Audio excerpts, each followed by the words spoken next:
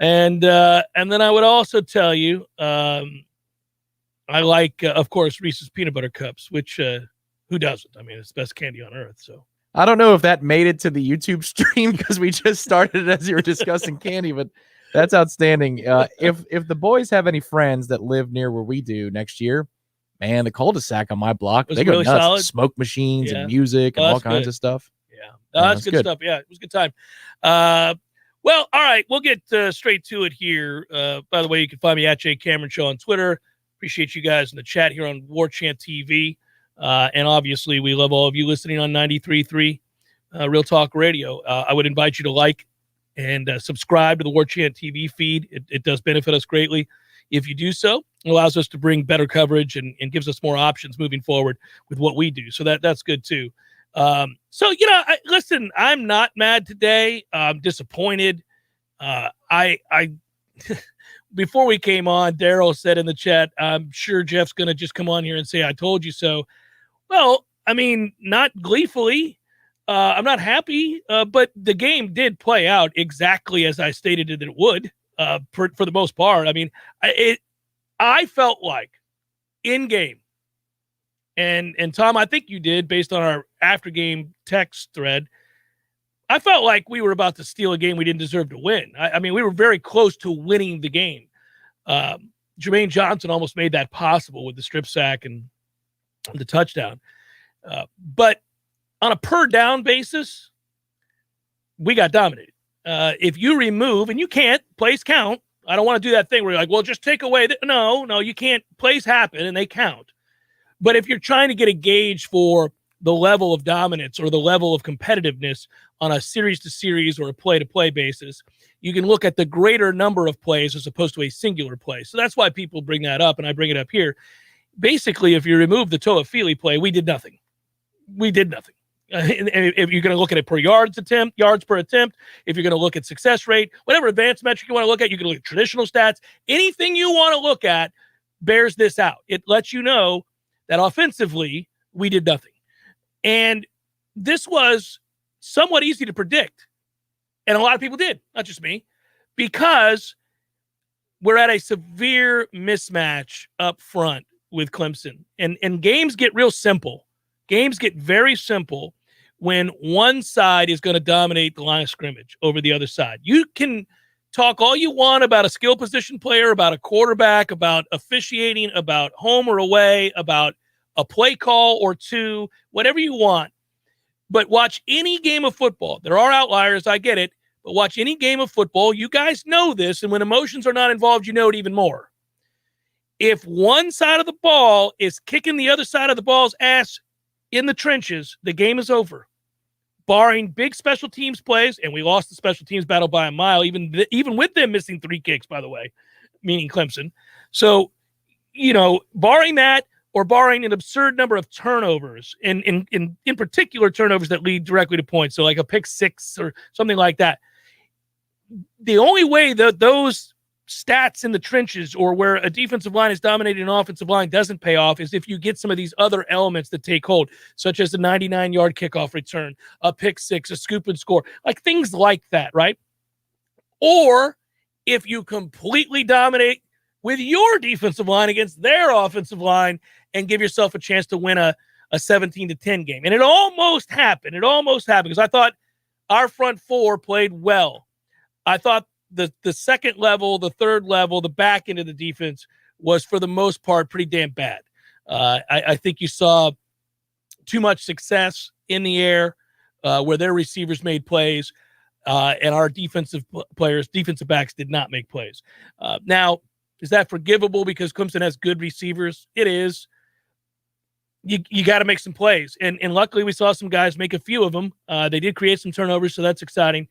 I think Florida State had this game play out the way, given its limitations, given what we are, given what Jordan Travis is.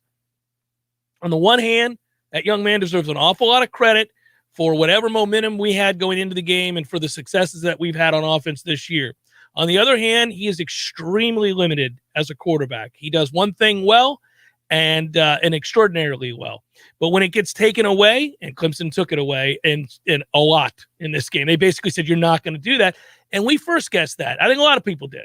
I mean, Brent Venables, I said, was going to take Jordan Travis's running ability away. I brought it up all week long. He did completely take it away. And once that happens, Jordan Travis is not going to beat you with his arm. We A, don't block it up well enough. B, don't have the receivers. So I don't know what happened to Cam McDonald this game, but he gets kind of knocked out fairly early and is no longer part of the game plan. And you could tell that because of Jordan Wilson's success, it means that they wanted to use the tight end a lot, and they really couldn't, not in the way that they wanted to with Cam. You can't, I mean, I kudos to the offensive line, in particular kudos to Dylan Gibbons who gave it a go, but he clearly was not 100% and he got beat up. And even your good linemen. I mean, I saw Smith getting driven into the backfield on repeat. The way it started too. Roller skates. Roller skates are 53 and 58. Oh, 58. Tom, I got to tell you, here's my bout of criticism. We got to stop with this. I know we have trench talk with him on Warchant TV. He's a great kid. His analysis is still valuable. I don't need him out there playing. And not at this level. Well, he's hurt, and he's been hurt all year. He hasn't been right all year long. Tom, that was a text that we exchanged early in the game, which was, you're going to let Babion get some run at some point? What I was disappointed by, just in watching Clemson's failures, they don't have a lot of them on defense, but watching their failures leading up to the game, it looked like you could take advantage of them on the edges with quick-hitting runs. We still ran our long-developing mesh point stuff, which, again, you're going to need to be able to do what you do well, or at least to a neutral 2nd and 9 situation. If it's in 2nd and 7, you get to 3rd and 6, whatever. You can't lose yardage left and right in those moments. But I thought if we were game planning specifically for Clemson, there's no time to wait. They're going to shoot those gaps. They're going to beat you to the point that you're trying to get to. We caught so many blocks when we're pulling our linemen rather than driving guys. We were just catching them because they're faster and they're stronger. So the best way I thought to get at them was quicker. You've got less time. And that was frustrating. The other thing, too, we abandoned the run really quickly and turned into a 4-wide spread offense. And Kenny said it today in his press conference. They went empty because they thought it would be easier to make reads off of it. You'd be able to see what Brent wants to do with his pressures. And so they thought that was the best place to go. Well, when Jordan had an opportunity to get even a 4 or a 6-yard gain, he's still looking down the football field. And I was hoping that he would know, even though he trusts his teammates, it's on me today. If I have to run the ball 25 times, and most of them are broken play scrambles that go for 4 yards, and I get down, so be it. Well, remember before the game when you and I talked about what would have to happen. I mean, on the Warchant report, I said this. Ira and I talked about this. You and I talked about this on the pregame get-together. If Florida State was going to win the game, Jordan Travis was going to basically have to be Superman. Right. And, he wasn't. In fact, he wasn't good. He wasn't good. And some of that is just you're getting whipped up front. So that's not all on him. He made more throws and progressions than I thought he would, given that we ended up becoming a spread offense, like a spread it out shotgun offense early in that game. He made more throws than I thought he'd be able to. It's just what they thought that they could do. Man, I was surprised that's the conclusion that they came to.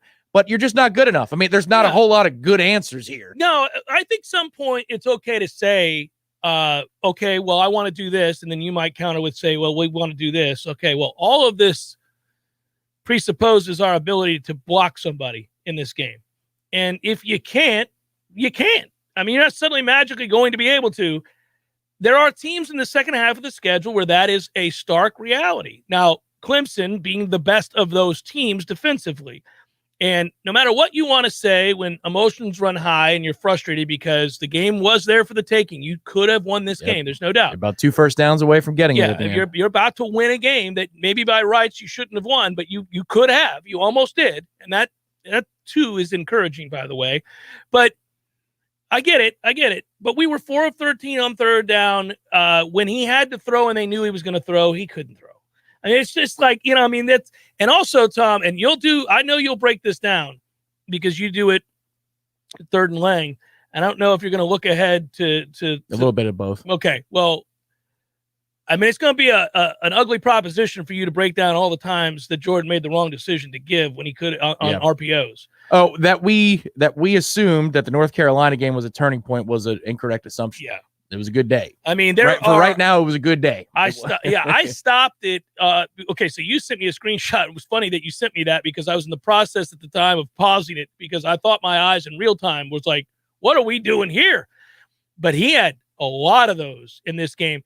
Some of that is when you're getting that much pressure up front early in the game, and you begin to realize this we're not blocking this up. I do think occasionally it gets in your head. There's a little rat trapping that goes on. He had some rat trapping moments here. There are a couple of EJ Manuel moments here in this game that I hope that doesn't become a bad habit. You can check the bingo box for today, Matthew. He got to EJ. Yeah, well, I mean, there were specific whippity-doos, Tom, as I like to call them, and you saw them. There were 2 or 3 whippity-doos there. I'm like, man, are we going to whippity-doo out here today? That's what we're doing? Because they're not going to block it up for you, Jordan. I can't have you whippity-doing all day. Everybody was pressing early, too. Yeah. You could see it in everybody's eyes. They were all too amped up. But you have to go through it. You got to go through it. That's exactly where I was going to get to. You got to go through it. You're going to have to recruit your way out of all of this. There's only so much you're going to be able to do with what you have here. I think the limitations Jordan Travis has are significant. It doesn't mean I don't like him. It doesn't mean I don't think you can win with him. It doesn't mean I don't think that he has gotten better in some ways. It just means that I think he's limited, and he is. He just is. And I have welcomed, as you know, competition and perhaps other people who'd like to make the way here via the transfer portal. If when LSU loses this, there it is. If over the weekend when LSU loses by 100 to Alabama, there are options on the table for a certain player, I'd entertain them. We've been tongue in cheek over the years about some of the guys that have come here, and you've dubbed them as, your guy to go get. Yeah. If Max Johnson actually came here, I think that one would legitimately be closer to, we need to thank you for this. Yeah. You're the one who started the campaign. Come on, Max. It's the GoFundMe we didn't know we needed. It's but not going to happen. Found it. It's not going to happen for you in Baton Rouge, baby. It ain't going to happen. As much as I like that town and those fans, it ain't happening. Your dad's alma mater needs you. Right, yeah. Needs you. Just like he needs to make another trick shot video on TikTok. So I'm just going to say that, I'm open to more competition to position. That's all I'm saying. Because I think there are real limitations to what Jordan Travis provides for you. And there are some things about him that are spectacular. But when he gets hemmed up, man, and you got to throw, he's betrayed a little bit too, though. I mean, it's one thing for me to say, hey, shoulder all of this. At the same time, I'm fully admitting we weren't going to block Clemson in pass protection. Yeah. Our receivers don't exactly get separation. And Cam McDonald gets hurt, and he's one of your principal guys that you move around and create the angles with. Yeah. So those are all things that, yes, lead to the kind of ineptitude. Again, you can't remove plays, but if you remove the one spectacular play on the wheel to Toafili, Florida State did pretty much nothing. It's a good throw. Well, it's a great throw. It leads him perfectly, and it's a great play and balance and everything else. It's actually, I praised it last night. It's one of the best plays by an official who I'm normally disgusted with that I've ever seen. He didn't quit on that play. The announcers did. All the fans did. The rest of the teams did. Not that guy. He's like, oh, no, you're up. Come on, I got you, baby. I'm looking at your feet. He's with him the whole way. That guy wins an award from me. I can't believe, it's great, the shot, because you see him looking. It's almost like that official who's watching the guy get beat up in the corner, that famous, you seen the GIF? So when you watch it, you see it. He's watching, he's looking. He's like, oh, that's nice. Oh, you're still up. Hop, touchdown. He's ready to go. Since we have the technology, we'll pull it up on the Warchant live feed. It'll be there in just a second. It's the second play in the sequence, Director Matthew. But yeah, you're right. We broke it down on Smash last night. It's incredible. It's unbelievable. All you ask from an official is to be in position to make the call. And right? He is. That's what every coach gets mad about, is you weren't in position to throw that flag. Like, the one on Kevin Noles. Like, really? So you're the guy. You're the guy, yeah. You're supposed to be judging holding in the trenches, and you're like, nope. That's pass interference. Yeah. No. We can't stand that. But when officials are in position, you got to give them praise. And that's in real time. That play was probably happening if you're down on the field to see that, it's fast. I cracked up laughing. My man is locked in, ready to roll, zeroes in, hoppity hops, does the whole thing. He's got it solid. We'll have to save it. We'll get to it, I guess. I find it interesting that I was wondering if you were going to remark on this, because we did text about it, but we hadn't talked about it since. This isn't the point. We're running through the touchdown play, then we'll get to its play 2 in the sequence. But that you brought up Bavion as time goes on, there are takeaways we have when the game is over, and then there are some that emerge in the hours after when things settle down emotionally. That Bavion didn't play more, I was a little surprised about that, because you basically got a mash unit at guards. Yeah, you do. And you've got a guy who played well.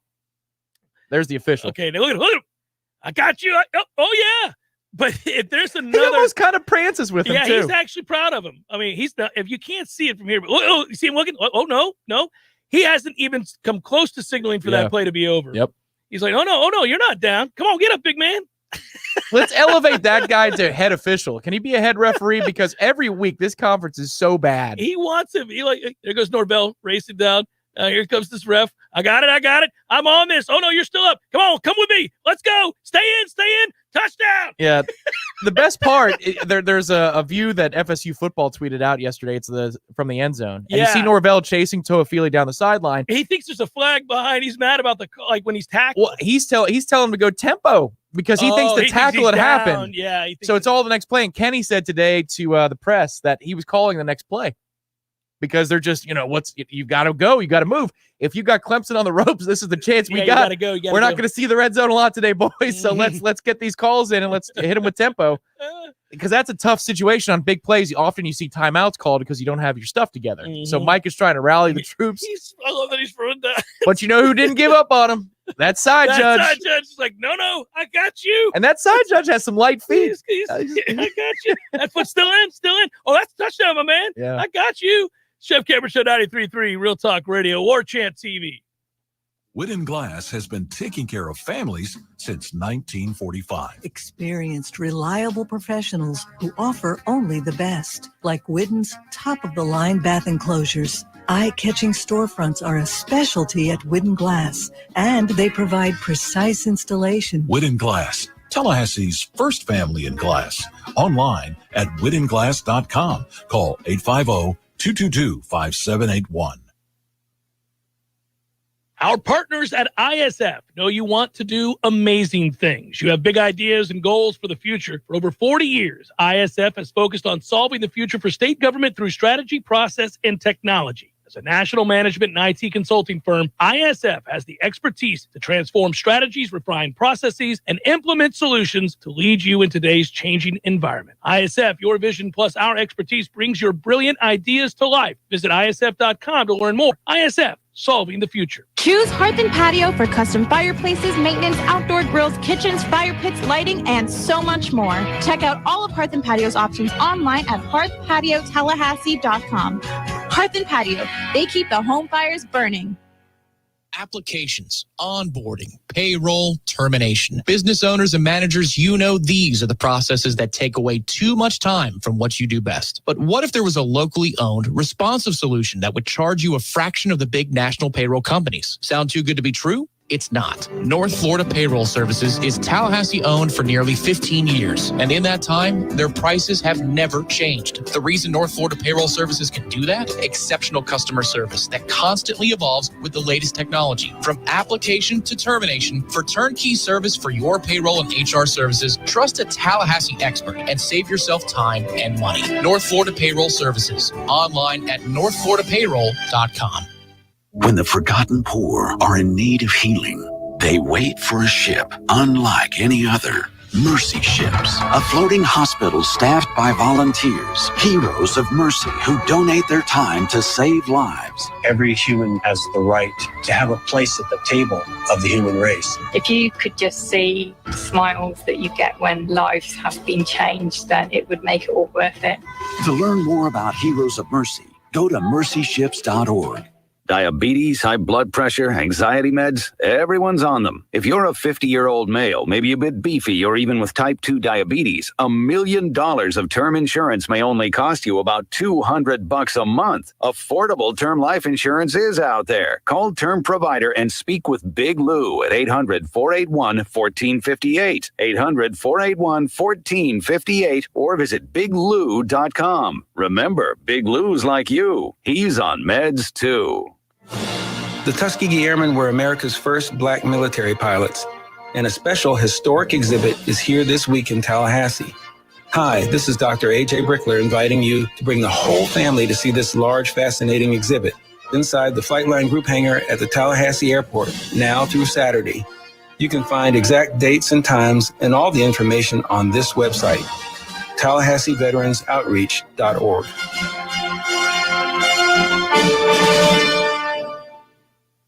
We all want more energy, more strength, more results. Well, welcome to Orange Theory Fitness as you take a step towards feeling more alive today. Backed by science, Orange Theory's heart rate monitored workout is scientifically designed to keep heart rates in a target zone, spiking metabolism and increasing energy. Orange Theory Fitness is a one-of-a-kind group personal training workout resulting in more energy, visible toning, and extra calorie burn for up to 36 hours. Experience a more vibrant life today with Orange Theory Fitness. To find out more, go to orangetheoryfitness.com.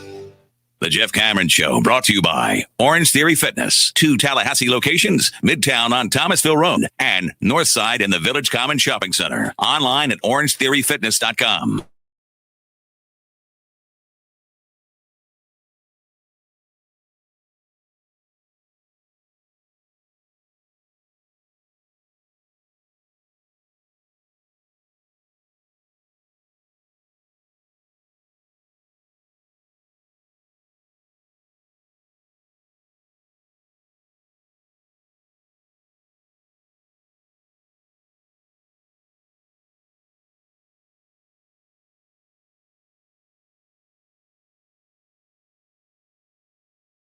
Listen to the War on Drugs new record. And good. I you know my rule. Yep. So we'll get to it. I'll get through 6-7 spins this week, and once we're there, I'll give you the full assessment. I got through that many on Friday because I was up early doing a lot of copy work for this. Yeah, because it was released on Friday. Yeah, I know. So you just put it on loop, huh? I just put it on loop. I like to do. I have a very. I mean, I'm ridiculous, but for bands, I give a damn about. I like to, give it a listen, walk away, think about what I heard, mix it up with something else, change the palette, come back around to it later, that kind of thing. I wonder, okay, so are we seeing this accurately? Because it's exciting if that's true. We have our dear listeners out there who understand that I am, you are, and many who listen, sporting guys and gals. And the word is sports betting in Florida has begun. The Hard Rock Sportsbook just started accepting wagers on their mobile app. Well, sir. Hello, my friend, hello. Oh, dare I say that the time has come for responsible adults to make decisions for themselves with their money. Hello, my friend, hello. And if you're watching the Warchant TV feed, that is apt. Well done. All right. Interesting weekend. A lot of changes, a lot of weird things. By the way, thanks, Mike. LSU QB Miles Brennan is set to hit the transfer portal. Wrong quarterback. Wrong quarterback. Also, I saw where Gary Patterson unceremoniously have a good day at TCU. How about that? It's the only reason TCU is on the map now. Can't help but think that things had, certainly they're not where they were, and we knew that. I saw a video, and I watched a couple of series in their game. Gary's got to get it together. Gary's letting it go a little bit. Gary's letting it go. Gary needs to go see a nutritionist. Maybe think about exercise a couple times a week. Get some sleep.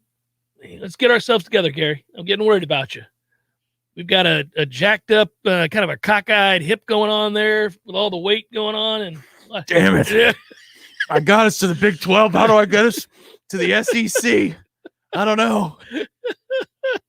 I know. I've been worried about. I'm like, man, are we all right here? We all right, Gary? It's time. It's time. You go rest, sir. You go rest. Who knows? Maybe you'll be Florida State's defensive coordinator next year. Whoa. Man is good at what he does. Was for a very long time. That's a big month for Coach Fuller, isn't it? It's going to be a big month. They responded well in the second half. They were scrappy. They found a way to put us in a position to win the game, and then outright, you know what I loved about them was not just a scoop and score. That's an easy take, right? A great play, whatever. The next series is 3 and out, and you get a sack to put an exclamation point on that bad boy. Yeah. Damn it. That's how you finish the game. I feel so bad for those kids. They turned them over 3 times. They sacked in big moments. They did a relatively good job. The front four did. Those linebackers get put in conflict all the time, and they're just not good. That second quarter is on fire, that tape. That's ridiculous. Yeah. I thought Amari Gaynor played for a good bit in the first half, especially about his best game I've seen him play as a Nole. Really tailed off after that, but I thought he played really well in that first half. He's gotten better. It's just, Yeah. He's just a guy, though, and that's the problem. I mean, he's gotten better. There's no doubt. There's no getting around that. I do think you're relying on some young guys here. That last drive, the vast majority of that drive is penalty yardage. Clemson didn't do really a damn thing there. It's penalty yardage. Right. It's 20-20, worst case scenario, if the white and black shirts don't get involved. Yeah, it's all penalty yardage. That's frustrating. It's very frustrating. I thought, I feel like in certain situations, I've said this before, and I really hope we can find a way to do something about this, both in professional football and college football. Tom, you and I did the Scuttlebucks earlier today, and I brought this up here, and I'll say it or there, and I'll bring it up here. I feel like the mindset of officials in general has to be shifted, and I think they have to be checked. I think that the governing bodies, those that lot over officials, are in charge of ensuring that they're looking for the right things, whatever those points of emphasis might be.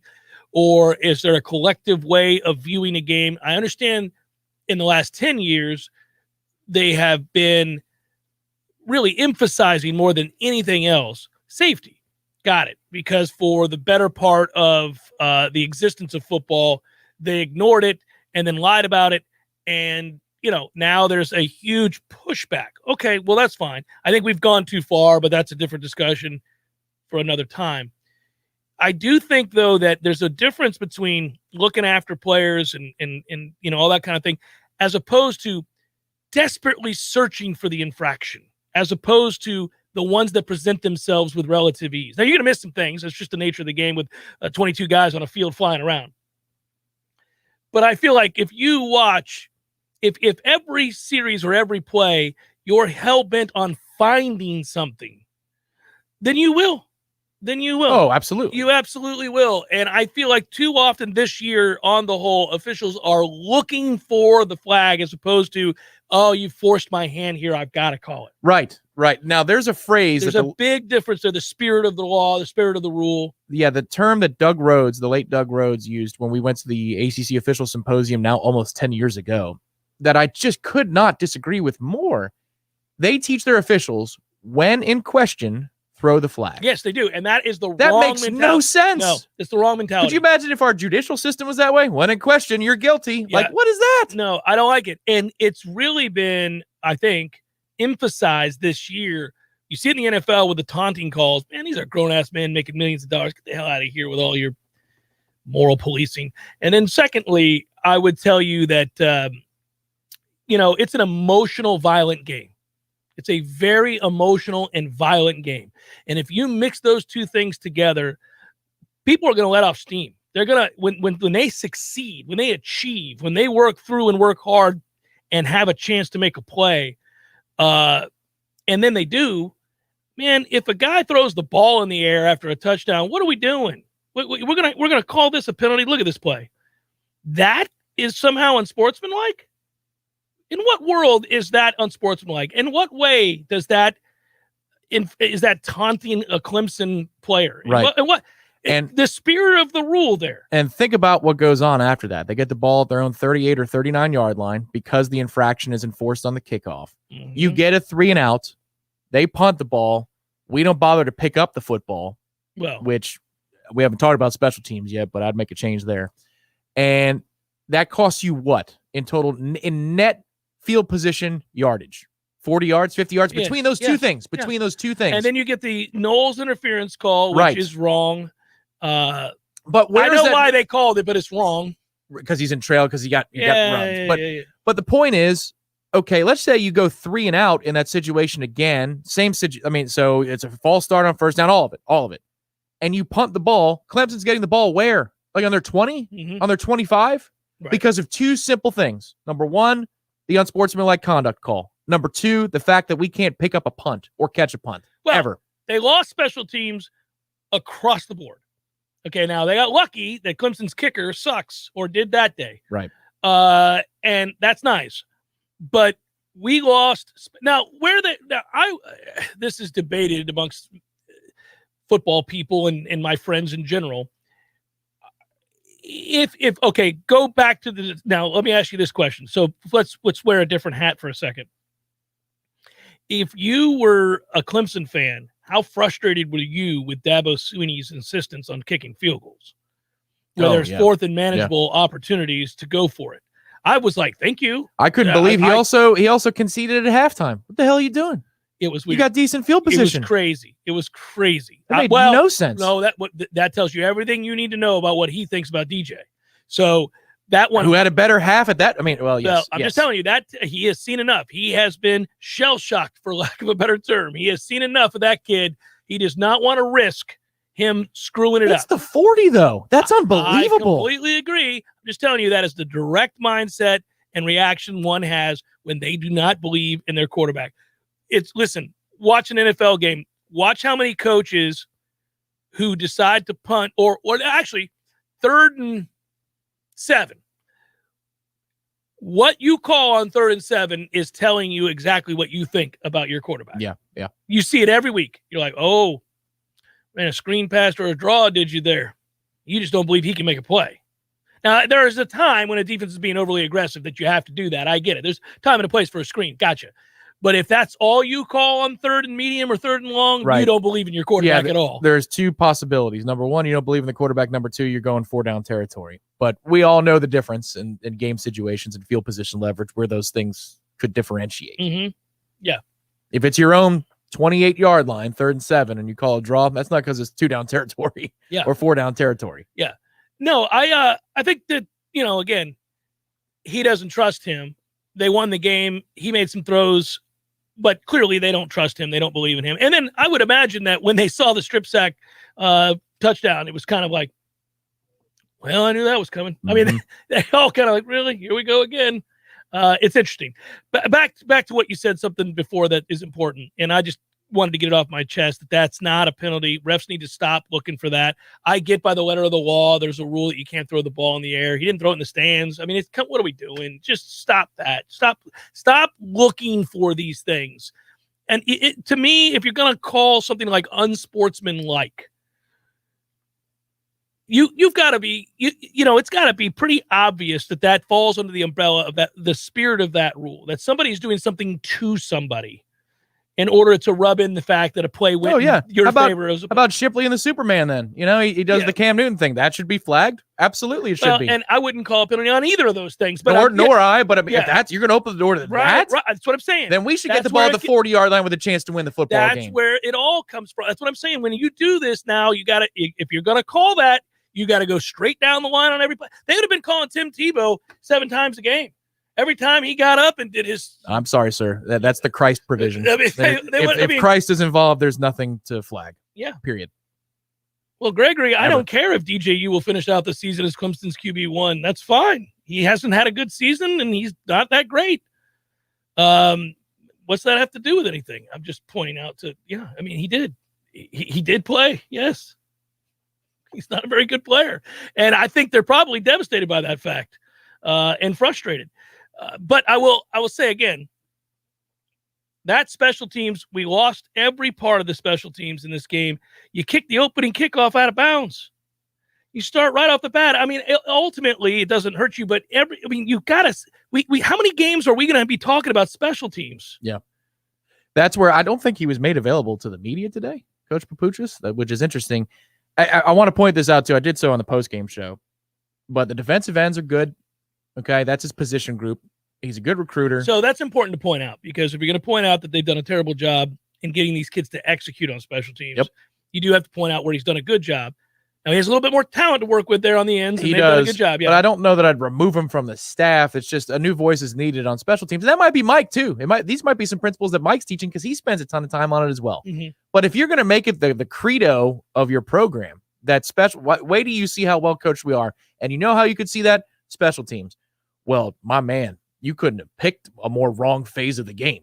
Because this season it's been god awful. It's the area of criticism that I'm willing to levy against Norvell because it's by his own standard. He has said that that's how you can judge a football team, and we're really bad on special teams. So you're allowed that is frustrating to put a different player in a position. You're allowed to switch guys out. You don't have to lock in your punt returner for the game. So when you see that Trayshawn is timid and uncomfortable, you don't run him back out. You don't have to. You can put somebody else back there, and I think it affected his play at running back. I remember a long time ago that we talked to Jimbo about Tyler Hunter and Rashad Green, and he said that both of them were affected by being put back there as punt returners. It affected their from scrimmage plays because it tinkered with their confidence, and so they needed to get them out, put somebody else in who wouldn't affect them. Sometimes that happens, Jimbo said.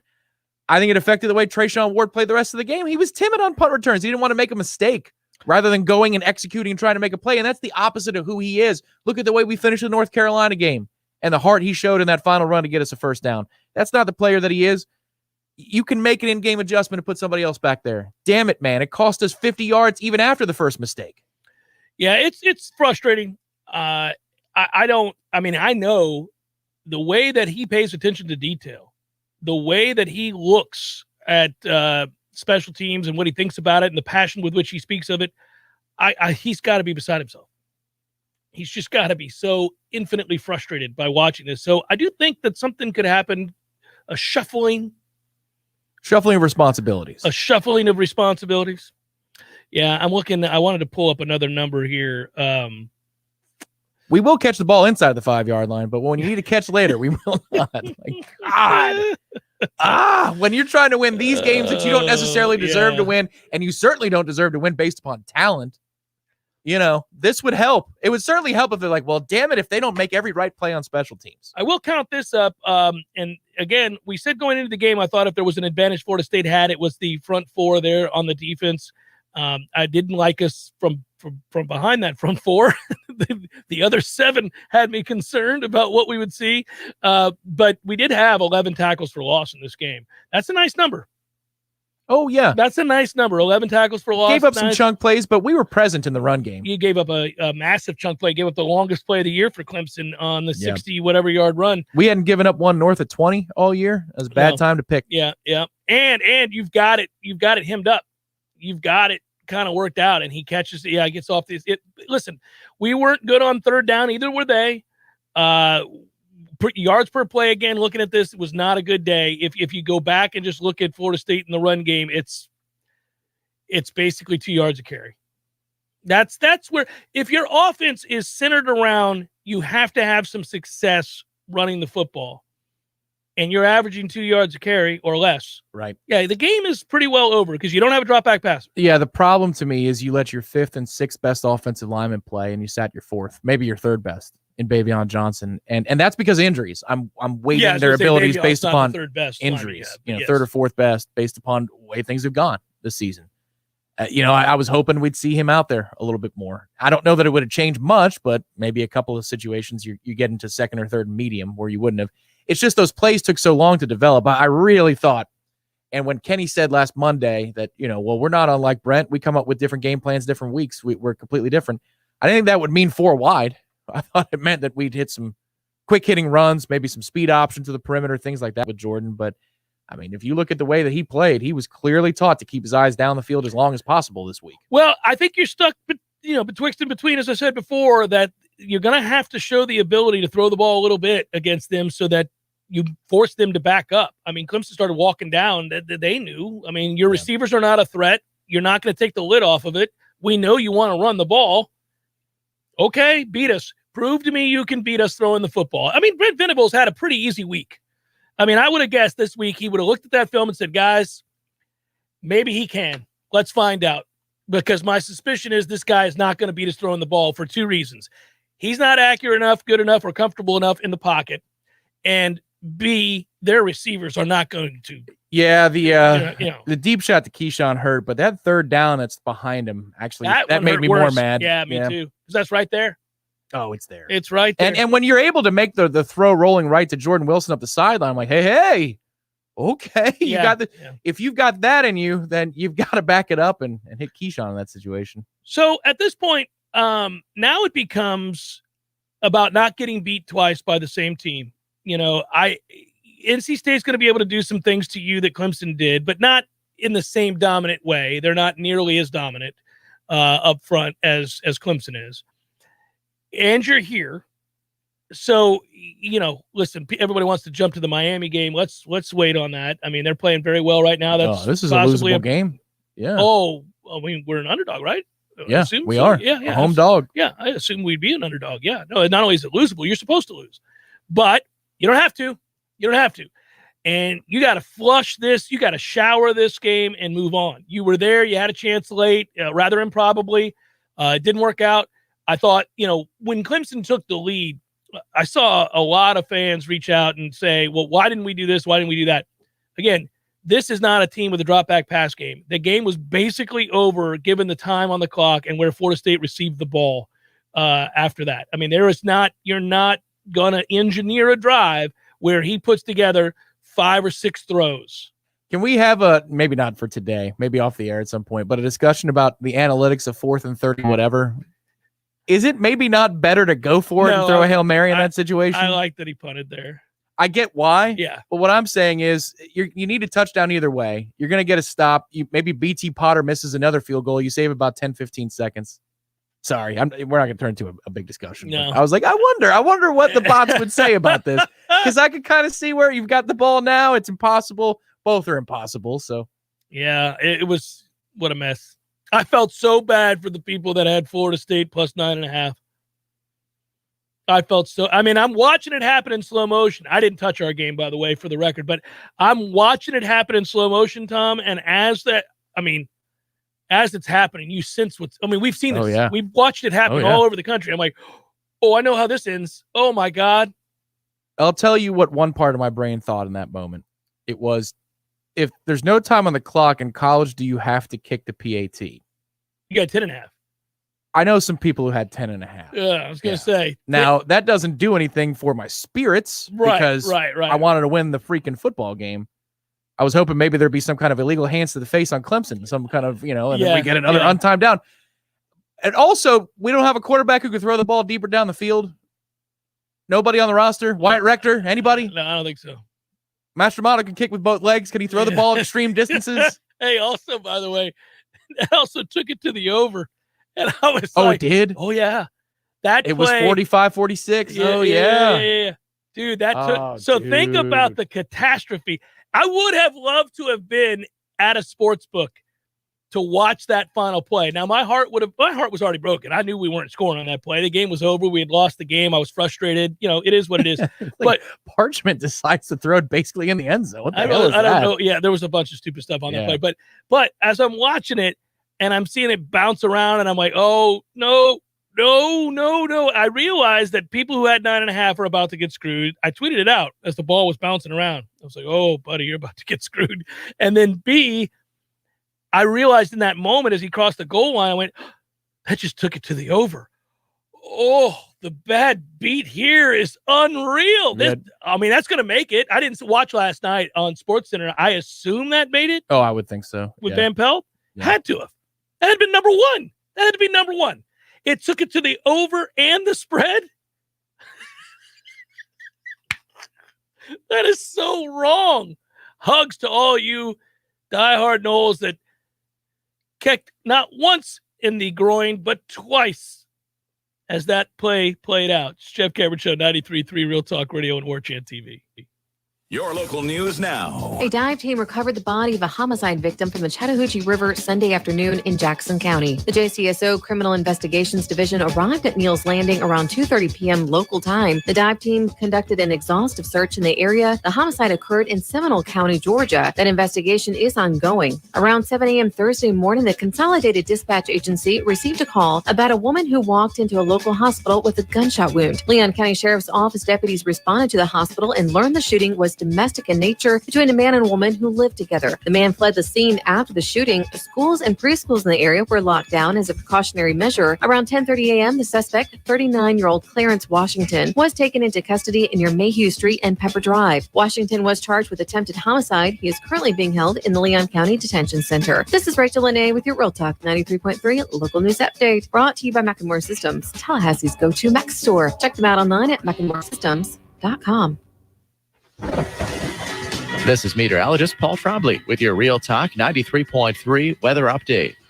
A mix of clouds and sun this afternoon with daytime highs approaching 73. Winds out of the north around 5 miles per hour. Clear skies and quiet tonight. Lows dip down to about 53. Mainly clear skies and quiet tomorrow. Daytime highs approaching 76. Mid-70s Wednesday and Thursday. This report is brought to you by The Lawn Johns. For all your landscaping and lawn care needs, visit thelawnjohns.com. Right now, 67. See Nice Tire and Auto Service at 4792 Bluntstown Highway today. The ASC trained technicians at Nice take the guesswork out of fixing your car. That's why wherever you see the Goodyear sign, you'll find what you want in tires and service. From preventative maintenance to a major overhaul and everything in between, you name it. Plus, Nice's services are backed by a nationwide limited warranty. Stop by Nice Tire and Auto Service. 4792 Bluntstown Highway, just west of Capitol Circle. If you weren't the owner of Gordo's and all those wonderful restaurants, Eddie, what would you be doing? You know, I think I'd want to be I don't know what I'd want to be. A boat captain or a cowboy. You know how to use a lasso? No. You'd have to do that if you were a cowboy. Yeah, but I've never even been on a horse. It's not my place to be on a horse. I agree. And the horse thanks you. Gordo's, bringing the flavor and flair of Cuban food to Tallahassee since 1996. Here's what you missed on the Greg Tish Show. Charlie Crist, he's running for governor. To mention the governor, I'm tired of it. I'm sick of it. And we see it in presidential. We see it all the time. It's the new norm. We even saw it in local. That it should be. It's like, hey, I'm running for this local but seat. Do you understand? I heard a statistic that like half of our population reads at like an 8th grade level. And what is the other 2/3 rate at? That means almost half does not. You're right. The Greg Tish Show, Monday through Friday, 6 to 9 a.m., only on Real Talk 93.3. The Jeff Cameron Show, brought to you by Orange Theory Fitness. 2 Tallahassee locations, Midtown on Thomasville Road and Northside in the Village Common Shopping Center. Online at orangetheoryfitness.com.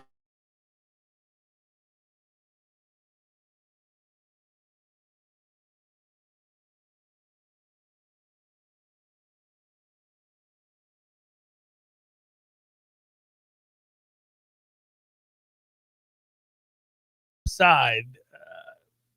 That's a shame. Derrick Henry is going to have foot surgery. No timetable for the return. That stinks. They were on one hell of a roll. That was a big bounce back, down 14-0 in that game, going all the way back to win it in overtime, 34-31. When you consider that they've beaten Buffalo and Kansas City prior to that, they had really kind of matured into, yet again, another threat in the AFC. This changes everything for them. Obviously, you're talking about the 2020 NFL Offensive Player of the Year, who was on pace yet again for a 2,000-yard season, which he achieved just a year ago. If you just look at since 2019, these numbers are extraordinary. He won back-to-back NFL rushing titles, his first beginning in 2019. He's accounted for almost 80% of the Titans' rushing yards this year, on pace to rush for 2,000 yards. 4,504 rushing yards since 2019. That's first. 4,005? 4,504. 504, sorry. 4,504 since 2019. Jesus. That is first in the NFL by a lot. Rushing touchdowns, 43 since 2019. That is first by a lot. Rushing yards after contact, Tom, do you think he's going to lead the league in that? Oh, God, yeah. 2020. Lead the league in chalk outlines at defenders. And 50-yard rushes. He leads the league in 50-yard rushes or more. He's had 7 since 2019. Of all of those impressive accolades you're talking about in recent seasons for Derrick Henry, still the most impressive thing I've ever seen is the photo of him at the national championship game standing next to Mark Ingram. It's insane. Who's in street clothes. And Mark Ingram is not a small dude. He's short in stature, but he's stacked. Yeah, you know, he's like an athlete. A minnow. And he looks like a toddler. Yeah. Next to Derrick Henry. Unfortunately, the Saints have confirmed that Jameis Winston has a torn ACL. That's it. That's all for the season for him. I wish Jameis Winston well. That's a shame. He was actually playing well yesterday when he got hurt. That sucks. And then, of course, there's a bunch of other NFL news that I can touch on later on, but wanted to get that in a short segment. It looks like the Rams are finalizing a deal for Von Miller. Great. Oh, really? Yeah. You saw that Deshaun Jackson wants out of L.A. Imagine that. Deshaun Jackson's unsatisfied. He metastasized enough in that locker room, and they said, the hell with you. What else is new? How many places can you get thrown out of? Tom, by the way, can I point out that I was not immune to the bad beats over the weekend? Did you happen to see Houston go 100 yards in the waning seconds against SMU? No.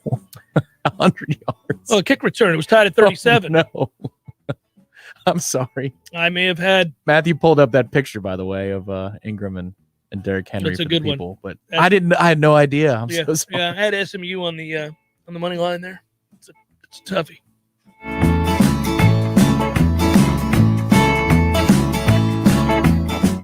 Leaky faucet, busted pipes, clogged toilet? M&L Plumbing is here for you. For all commercial, construction, and residential plumbing issues, call M&L Plumbing at 575-9393 or visit online at mnlplumbing.com.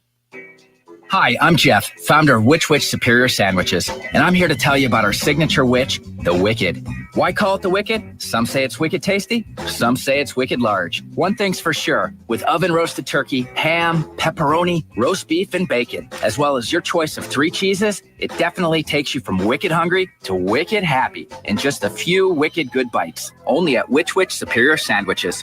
On Wednesday, the Wicked is just $5. 5 meats, 3 cheeses, $5. Let's be honest, we all have way too much stuff. Maybe your storage closet is full, your garage is full, or the guest bedroom is a mess. Call Southeast Portable Buildings, 580-6400, or visit them online at southeastportablebuildings.com. Clean, renewable energy means fresher air, healthier residents, new green jobs, and a stronger, more resilient community. How we get there is up to you. Share your input today to help shape the Tallahassee of tomorrow. Take the Clean Energy Survey at talgov.com. Everyone has their own routine after a long day. For me, I like to take a walk with my dog, get some fresh air, maybe relax on the porch, and lay in my hammock in a nice shady spot. No matter what your routine is, you know the sound of those mosquitoes. It starts with just, then another, and then another. And before you know it, you're literally slapping yourself, running for safety inside. Paul's Termite and Pest Control has an inexpensive solution to this persistent problem. Paul's has a program that treats the grounds, flower beds, shrubs, and standing water, and it controls mosquitoes year-round, which means you can take back control of your yard and quit smacking yourself across the face. Enjoy your yard again, mosquito-free. Call Paul's Termite and Pest Control today for your free consultation for the elimination of termites or any other pest. Visit Paul's online at callpauls.com. That's callpauls.com. Curling shingles? That's the sign of a failing roof. We can help. Give us a call today. T-Spark Enterprises, roofing and construction services. Call 850-766-1340. License number CCC 1331204. There's fun to be had every night at the Corner Pocket. Take home prizes on Trivia Tuesdays and Beer Bingo Thursdays. And kickstart your weekend with Martini Fridays. Plus, happy hour runs every weekday and game day specials every time the Noles take the field. Watch all the best games at the Corner Pocket's Vegas Wall, featuring 560 inches of flat screen TV heaven. Oh, really? The best food, the best drinks, and the best place to watch all the games. Tallahassee loves the Corner Pocket. Coming up next, more of the Jeff Cameron Show. Live and local on Real Talk 93.3. WVFT. Greta, Tallahassee. Breaking news this hour from townhall.com. I'm John Scott. President Biden says the United States intends to do its part in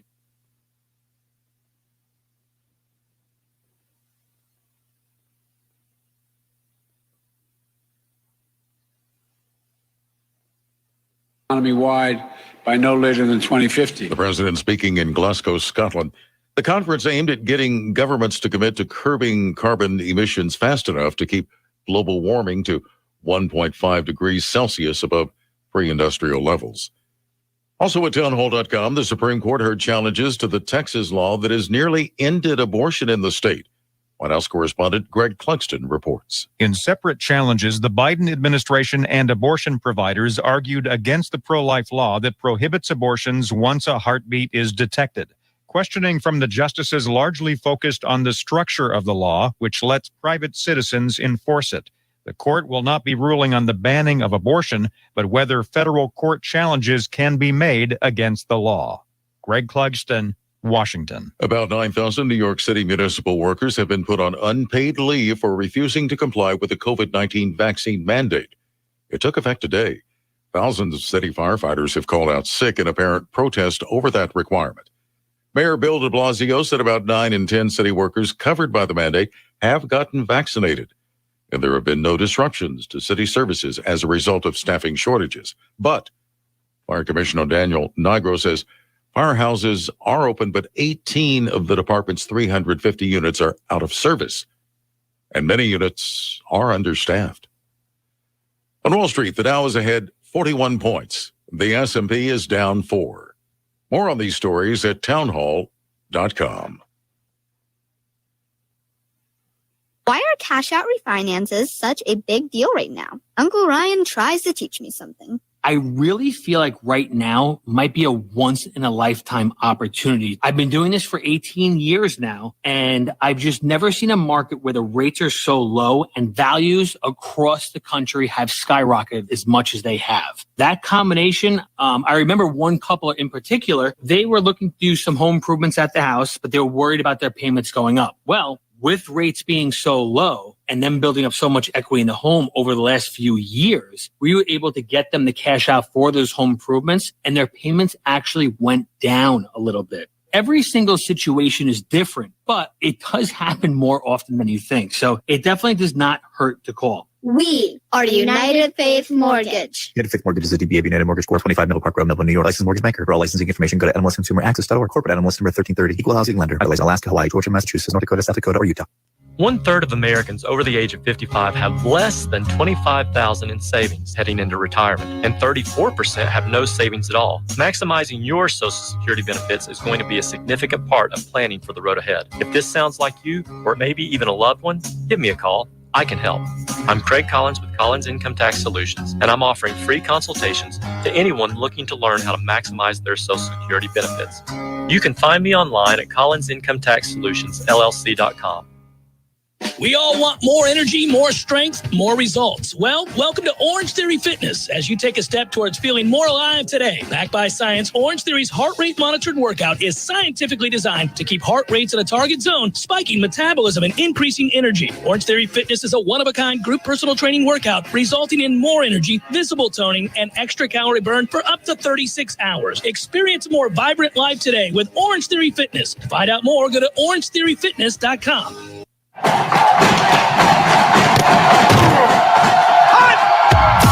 Broadcasting live from Florida's capital city, this is the Jeff Cameron Show, brought to you by Orange Theory Fitness on Real Talk 93.3. Now, stop what you're doing and listen closely. It's time for the Jeff Cameron Show in 5, 4, 3, 2, 1.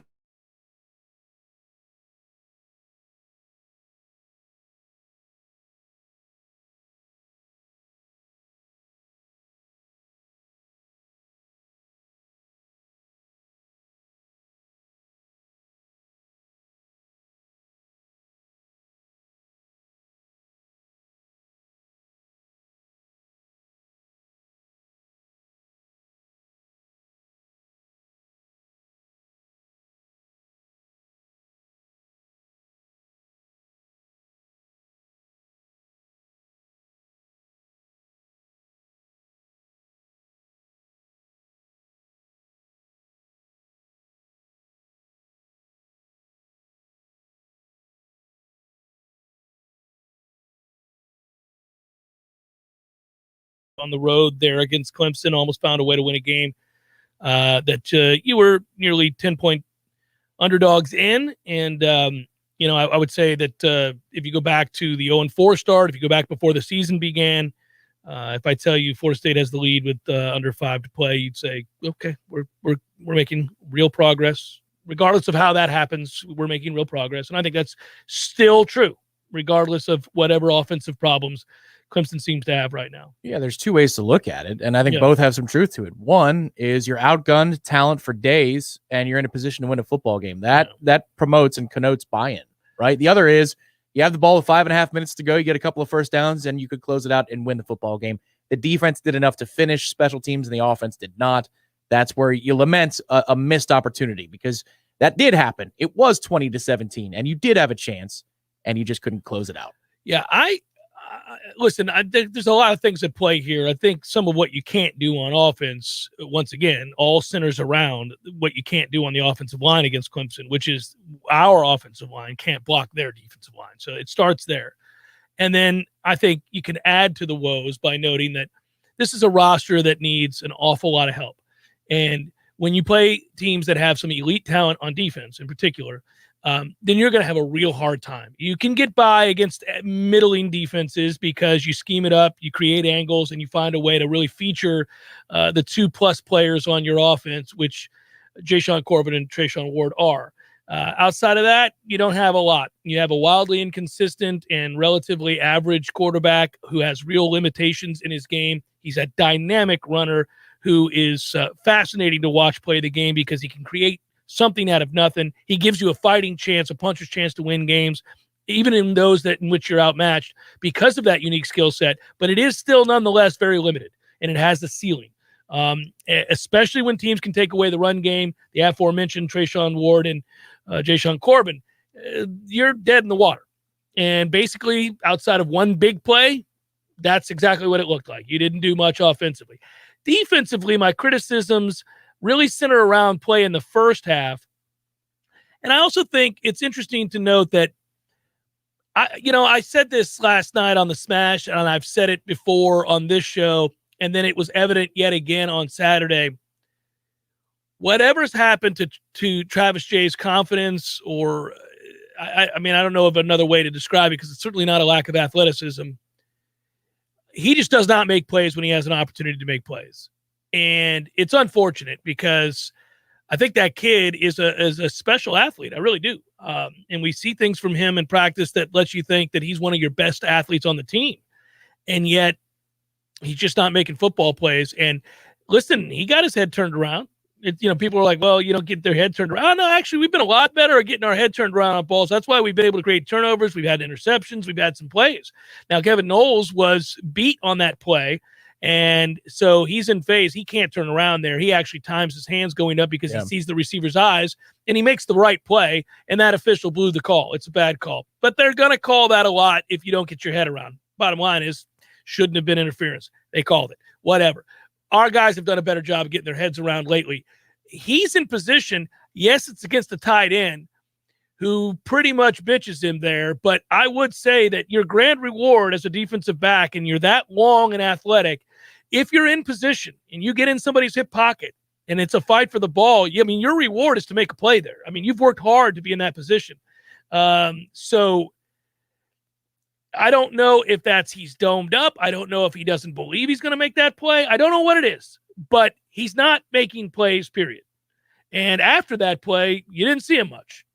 So, well, where you could teach somebody to be aggressive going after the football? Wide receiver. Yeah, that's the place. I'll scream it from the mountaintops. Now, it's not as easy as it sounds, but it's certainly doable, and we've seen it countless times here and at other places. People do make position changes, and it works out. I'd start going that direction right now with him. It's time. It's unfortunate. They've tried him at safety. Didn't work out there. They've tried him at corner. I feel like he has the skills to do that. Certainly he has the requisite athleticism to do that. He's just not making plays. So if you think he's still completely bought in and is a long-term answer for your football team somewhere, then I think you got to try to move him over there to wide receiver, because I think that's got to be a home for him. You don't have enough explosive players on that side of the ball anyhow. Right, exactly. There's nobody that you feel down the stretch, and we've got to make long throws and desperate throws that can go up and go get the ball with any consistency. Like maybe Malik McLean eventually will be that player, but he's not as rangy. He's not tiny, but he's not the guy that you think, just let him go high point. Oh, no. That's not what Malik McLean's about. He's a possession receiver. Travis Jay, I mean, even if he is on the sidelines and he's not having a good afternoon, maybe in a desperate moment like they say, hey, just go run and go get the ball. Hey, man. Because I think he would climb the internal power rankings of who can go make a play in a one-on-one situation. We don't have very many guys. Yeah. But if you look at the participation list and you look at guys that did make plays, you got some guys out of nowhere that haven't made plays this year. Cooper. Yes, thank you very much. How about that? People have been asking about him for weeks, and he looked confident, made the play, looked good on it. You had a few guys step up there and make some plays, and you thought, all right, some guys there. So, listen, defense didn't get a ton of stops because a lot of drives ended with missed field goals for Clemson, but the front four did their job. You got to get so much better at linebacker. I don't know if that is, I do know. That's not solely on coaching, although I have my suspicions about the coaching at that position, because part of your job as a position coach is not only to improve the players that play under you, but also to recruit. And he's a little shaky in the recruiting area right now, so it's just a little 2 fingers to my eyes is all I'm saying. 2 fingers. And it's a big month for a lot of guys. A big month. November. Is it November or Govember? It's a big month. A lot riding on this next month. And I love that the clock is rolled over. That the calendar is rolled over and ready to roll here in November. I think there's some opportunities here. There's no doubt. I mean, you don't have to lose to NC State as an underdog here at home. You could go out and win that game. I don't know that I'm going to pick us to win that game. We got plenty of time to worry about that. We'll look ahead later on. Thank you, Mizzou Ranger, live from Brussels again. Thank you for your service, and thank you for listening to the program, watching the program here on Warchant TV. It's an interesting time. We've got this recruiting class that you're trying to hang on to. It's a big deal that you keep the vast majority of it. And then I think in addition to that, obviously you'll have your eyes peeled. Transfer portal is a big deal. You can remedy some real issues on this team with the right selection in the transfer portal. We've already seen that. Yeah, we've already seen that. Is the rule now that every time? Because when you're on a roll, I feel like I'll be cutting off. No, it's fine. You can do it. Right. You can do it. You can go.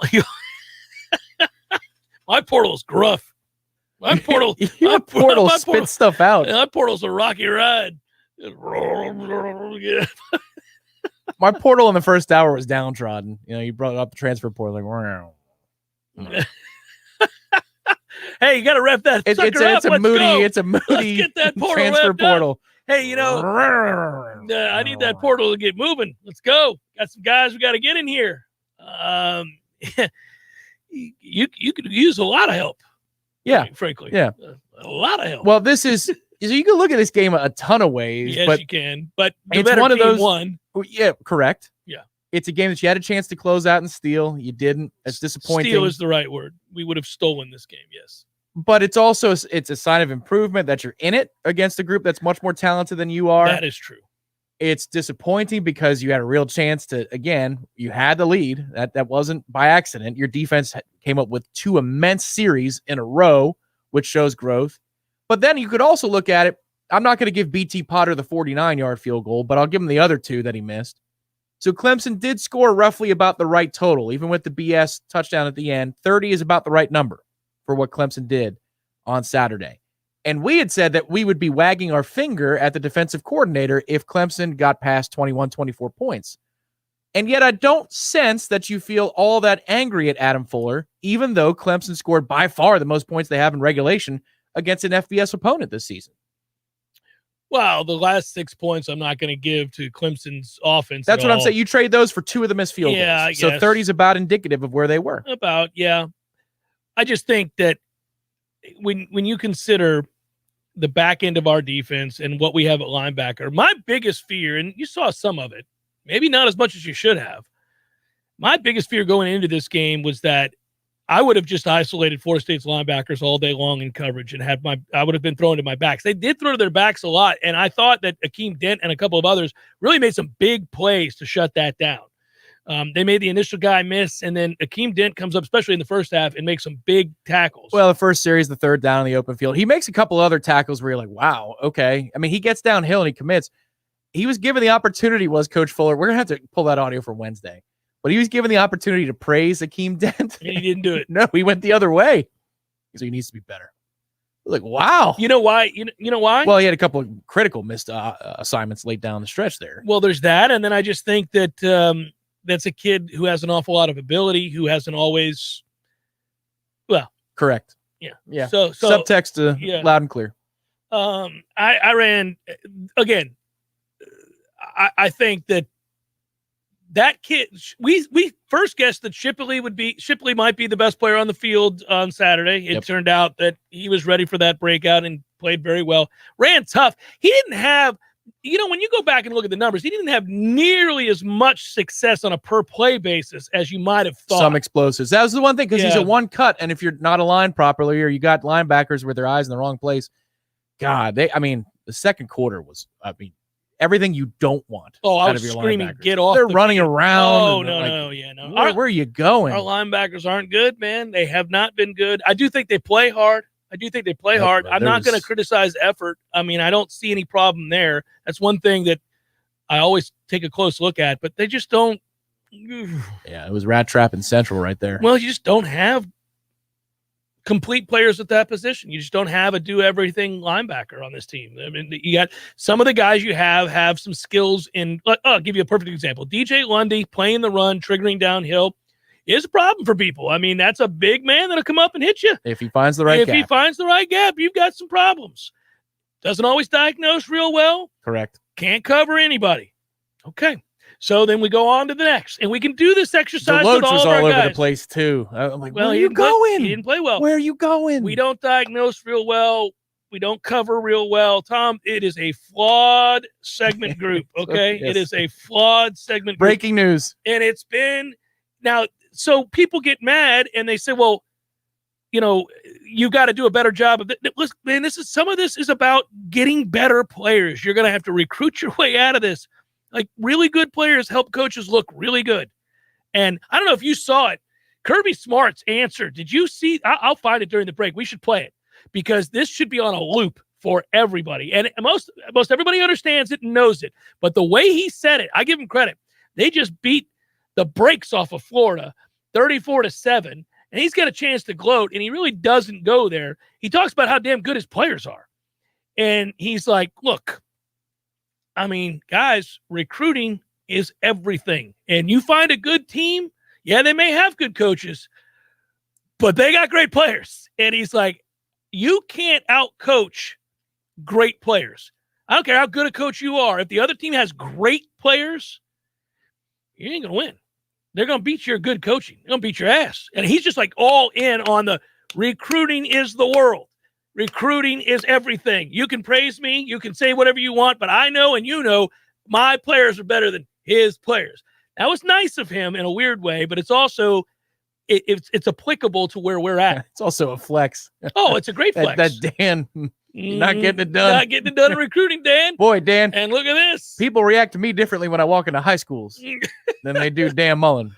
Yeah. No, but I thought that was fascinating. I thought, look, he's asked about it. And look, they've got an embarrassment of riches.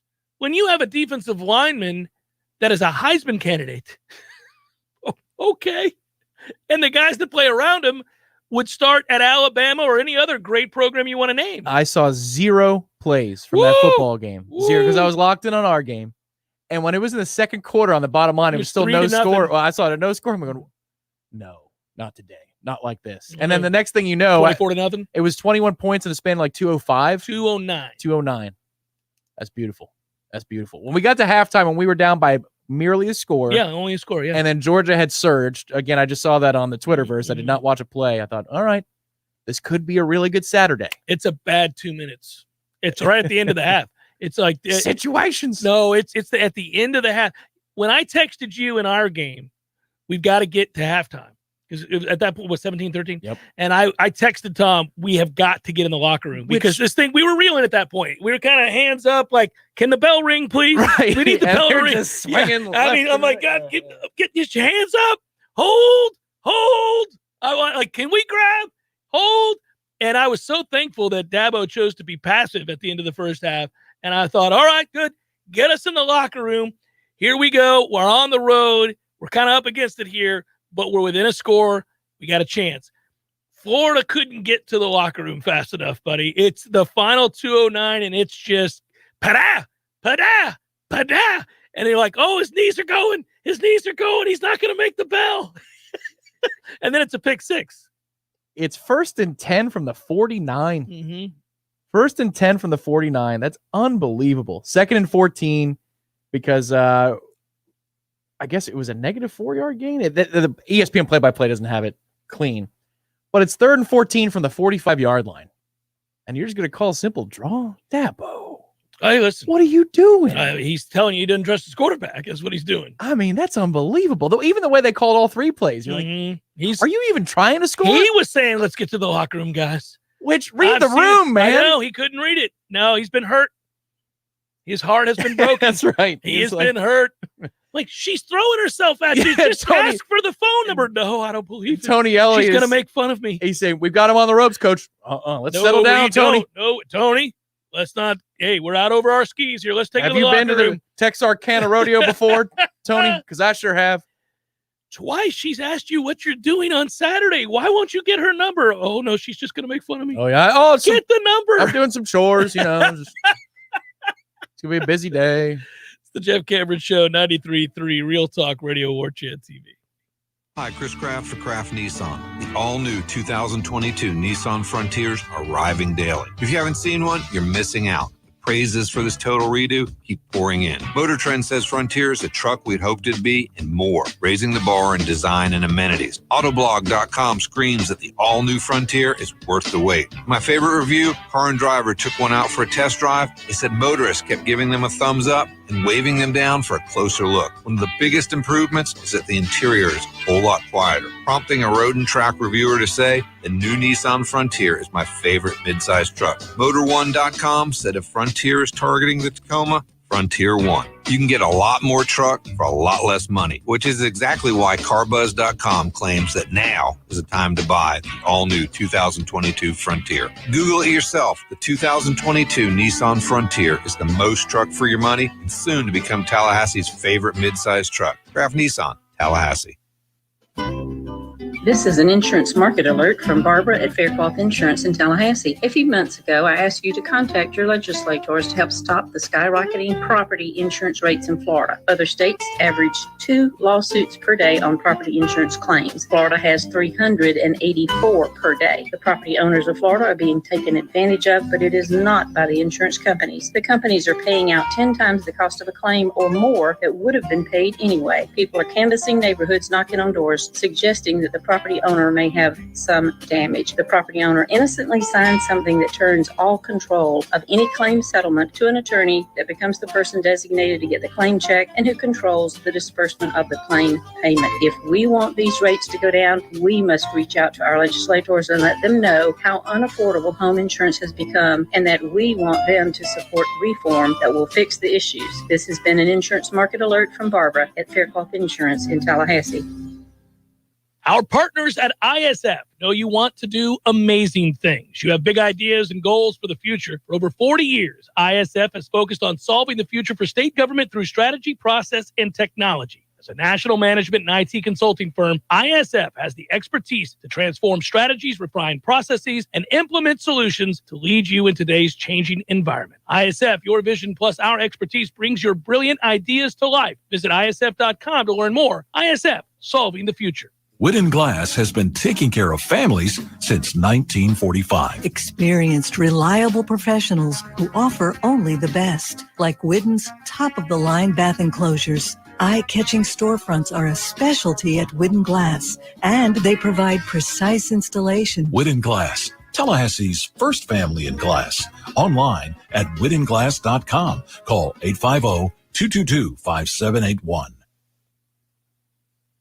It all started with a simple family dream, some hard work, and the foundation of honest, loyal, and fair customer service. Now, Spartan Stoneworks is Tallahassee's premier granite, marble, and quartz specialist. Your kitchen is your family's gathering place. So let a company with strong family values bring your kitchen back to life. Stop wishing for your new kitchen and call Spartan Stoneworks today at 510-4249. That's 510-4249. Online at SpartanStoneworks.com.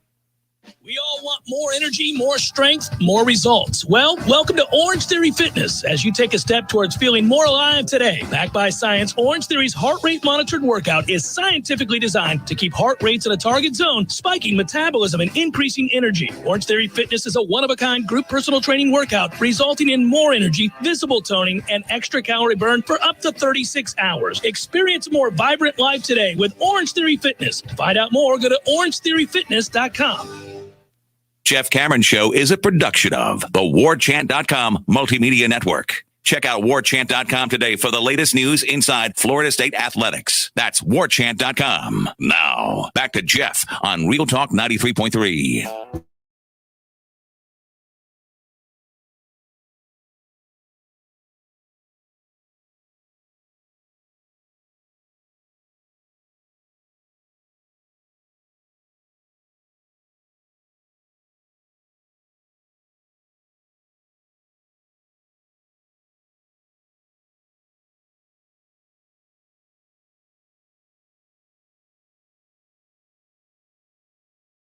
I'll answer your question, Panama Jack, to some extent.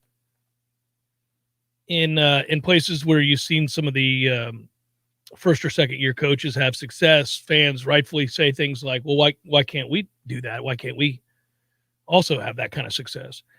I would also point out in most of those places, they aren't on their third coaching staff in 4 years. They made the move. They didn't make a move and then make another move. They made a move. When you blow up in succession your recruiting classes, which is what you do every time you fire somebody. I'm not saying they shouldn't have fired Willie. I'm just saying once they did, you pretty much committed yourself to a very, very long rebuild. Yeah, would you say that you feel as good as you did before kickoff of the Clemson game, but the long-term direction of the program? Oh, no, I'm fine. Yeah. I'm fine. I figured. I just think that, it is frustrating to lose. I think, people get very, very, very emotional. But you want to change things that you can't change overnight.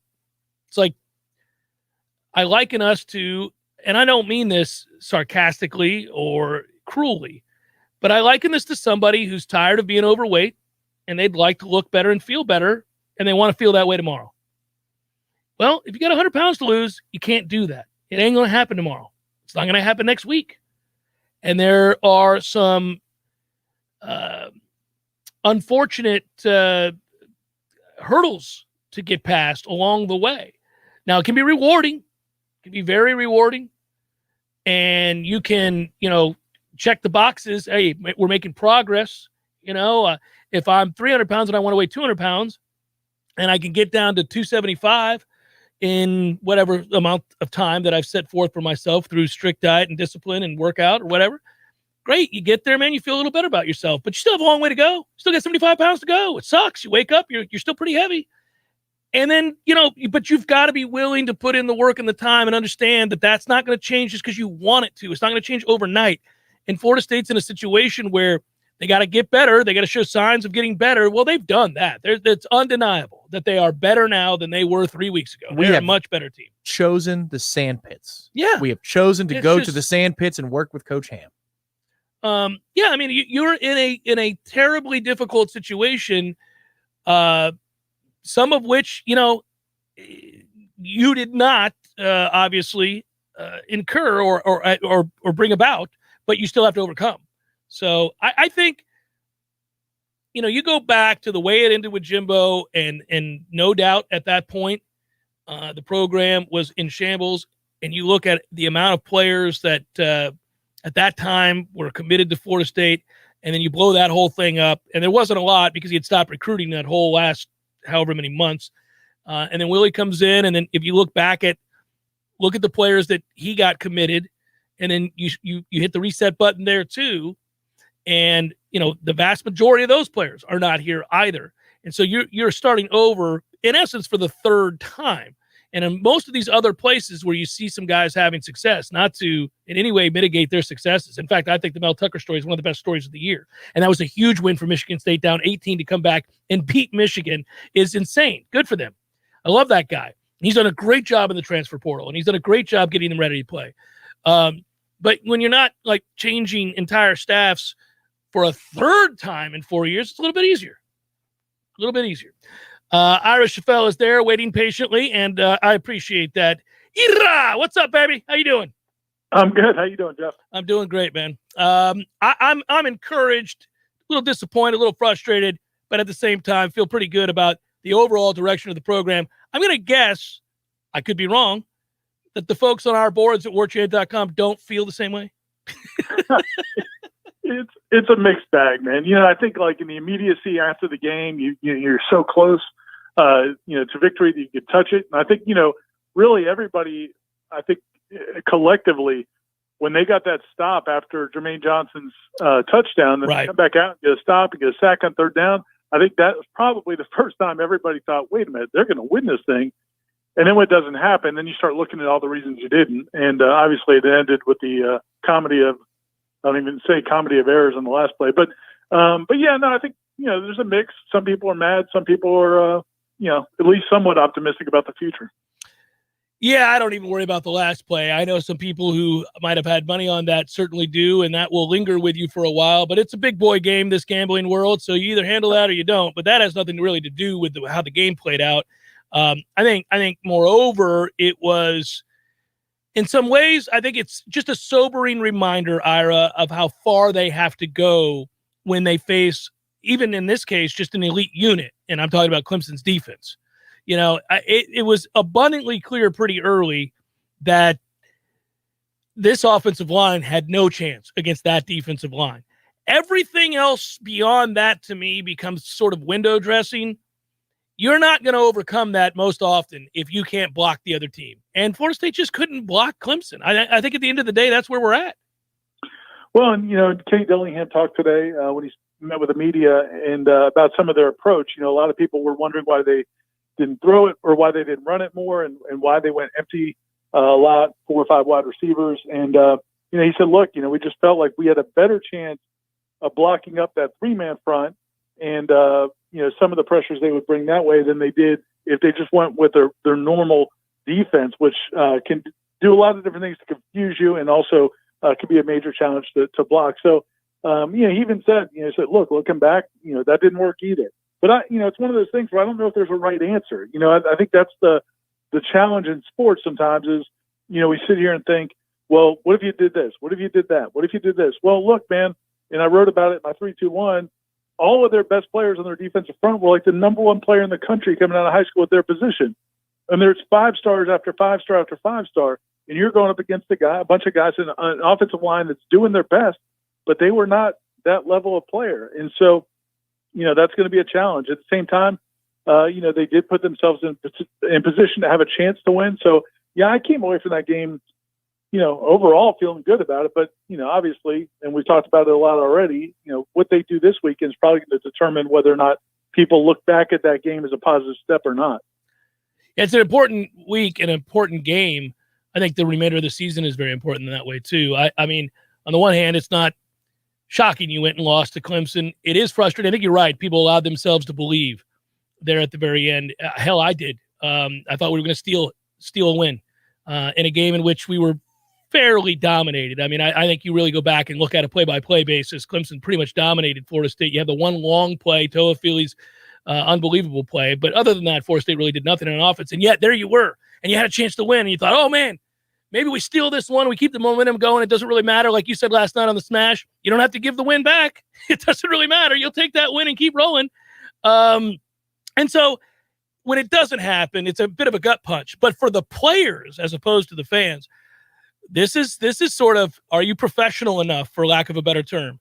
Are you capable of flushing that, getting focused? I guess I would ask this, though, how healthy are they going to be? Because one of the problems, really clearly, Dylan Gibbons was not close to 100%. He got beat up. I felt like that offensive line kind of took a step back this week. Yes, against a superior defensive line, but this is a group of defensive lines that are better than the group you saw in the first half. So they're going to have to find a way to get healthier and healthier. I wonder, I think unfortunately Devontae Love-Taylor also does not look right, hasn't really all year long. I thought we would see more Babian Johnson as this game went on. Do we get any updates on how we fared here from an injury standpoint today? No, I did ask Mike Norvell that, and he said that he basically said there are a few guys.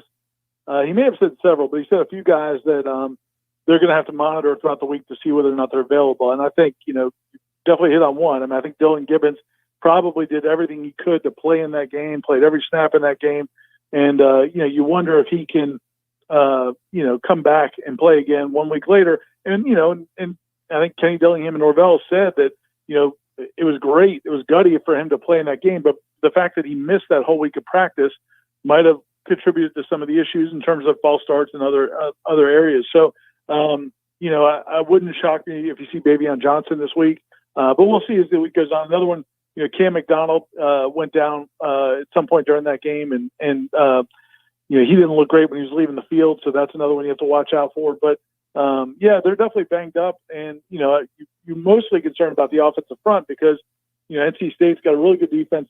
They're very experienced and talented up front. So you just want to you'd like to think you've got to at least give yourself a chance on the offensive line in this game. I want a quick update, I guess, on Lawrence Toafili, who looked absolutely crushed on that final play. Is he no word of any problems for him, right? No, nothing we've heard yet. I mean, he might be another guy that's borderline, but he, I had heard from someone after the game that it wasn't serious, but now what does that mean? It's not season ending, or does that mean, he can't play this week? So, we haven't gotten any more confirmation on that. Ira, was there any more discussion today on continued problems on special teams? This has been a bugaboo for this team all year long. It's an area that Mike Norvell has repeatedly pointed to as something that he takes pride in, and they suck on special teams every week. Did it get brought up today at all? Yeah, it did. And, basically, I mean, he said what he can say is that they have to be better. They do put a lot of time into it. It's what he's been saying for several weeks now. It's got to be driving him crazy though, because it's a huge part of that game. I mean, the field position, everybody keeps calling them hidden yards. They're not hidden the way they play special teams. Yeah, they're out there in the open, and that really hurt them. I mean, it hurt them on both sides of the ball. And I think I'm sure it's a top priority. John Papuchis, the special teams coordinator, usually speaks to the media on Monday. Wasn't available. They had to change their schedule. He might talk. He's going to talk apparently after the next practice, so we'll hear more from him. But I just think that they look. I mean, they've tried 4 different punt returns this season. That's a lot, and none of them had any success. Trayshawn Ward doesn't seem to be the answer based on what we saw this past week. The only thing that Mike Norvell would say was, their number one priority is do not commit a turnover, and so they've really beaten that into his head. So when those kicks were kind of going sideways and there was a lot of wind, there was a lot of wind in that stadium. He just kept deciding to be safer than sorry, and it cost him a lot of yards.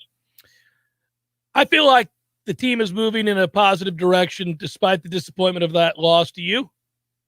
I definitely do. Now they got to prove it. And, I asked Norvell today about, what were some of the things he saw after that Notre Dame loss that may have concerned him in that week, and how does he, make sure those don't happen again? And he said that, at the time, he pointed it out that week of practice after Notre Dame. He didn't think they had a good week of practice. He thought they, were lacking in some fundamentals, some details, some of the energy that they had practiced with going into that game, and it showed up in the Jacksonville State loss. And he said that he thinks they've grown so much since then. He looks at the way they prepared for that UMass game after a big win against North Carolina in the bye week. He thinks that's a sign that they have grown up and become more mature. But they'll see for sure this week. He did say Sunday was good. He said the Sunday night, they have a kind of a simulated game exhibition with or scrimmage with the guys that don't get to play a lot in the game. And he said it was awesome. The energy was great. He said it was the most energy they've had on one of those Sunday night scrimmages all season. So you think things are trending? It seems like they're going to handle it better than they did last time, but we may not know until Saturday. Go read the aforementioned 321 on warchant.com as authored by Irish Fell. Always good, always insightful. Always a pleasure, sir. Be well. Thanks, guys. Take Yep. care. Talk to you later, man.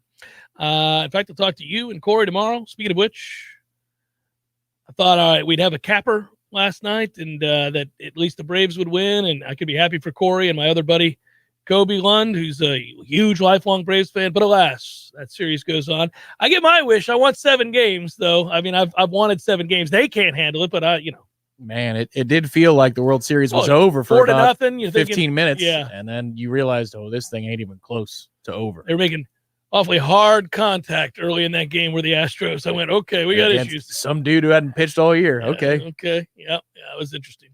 It's Jeff Cameron Show, 93.3 Real Talk Radio, Warchant TV. You work hard, so you deserve the good things in life, like getting an amazing deal on awesome internet. That's why there's never been a better time to switch to Xfinity. Get the fast and reliable internet you deserve for $20 a month for 12 months with a 1-year contract. And for the first time ever, ask how to get 12 times the speed for the same internet price when you add Xfinity Mobile. Just imagine, faster downloads, more streaming. The possibilities are endless. That's more speed, and you'll save hundreds over AT&T. Plus, ask how to get an eligible 5G phone on us. And for a limited time, $300 back. So what are you waiting for? Sign up now because you deserve awesome internet. Go to Xfinity.com, call 1-800-XFINITY, or visit a store today. Requires paperless billing and auto pay. Ends 11/21/21. Restrictions apply. New performance starter internet 50 Mbps customers only. Equipment, taxes, and fees extra and subject to change. After term, regular rates apply. Compares monthly service charge for Xfinity 600 Mbps and AT&T 500 Mbps each with 1 unlimited mobile line for a year as of 10/6/21. Reduced speeds after 20 GB of mobile usage. Your local news now. Small plane crashed into a wooded area of rural Gadsden County Sunday. The crash reportedly happened near Glen Julia and Atwater Roads in western Gadsden County. Initial reports of the incident came in before 1:30 p.m. The Gadsden County Sheriff's Office confirmed 1 fatality following the plane crash. According to a tweet from the National Transportation Safety Board, the agency is investigating the crash that involved a Vans RV-4 aircraft. According to the Vans aircraft website, the RV-4 holds 2 people and can be home built from a kit. Wreaths Across America is asking for your help to put wreaths on veterans' graves at Tallahassee National Cemetery. So far, more than 500 wreaths have been collected this year, but there's still 1,600 wreaths short. This year, the Tallahassee National Cemetery has added 400 new graves, making the need larger than ever. You can find the information to sponsor a wreath on the Wreaths Across America website. This is Rachel Lene with your Real Talk 93.3 local news update, brought to you by Macklemore Systems, Tallahassee's go-to Mac store. Check them out online at MacklemoreSystems.com. This is meteorologist Paul Trombley with your Real Talk 93.3 weather update. A mix of clouds and sun this afternoon with daytime highs approaching 73. Winds out of the north around 5 miles per hour. Clear skies and quiet tonight. Lows dip down to about 53. Mainly clear skies and quiet tomorrow. Daytime highs approaching 76. Mid-70s Wednesday and Thursday. This report is brought to you by The Lawn Johns. For all your landscaping and lawn care needs, visit thelawnjohns.com. Right now, 70.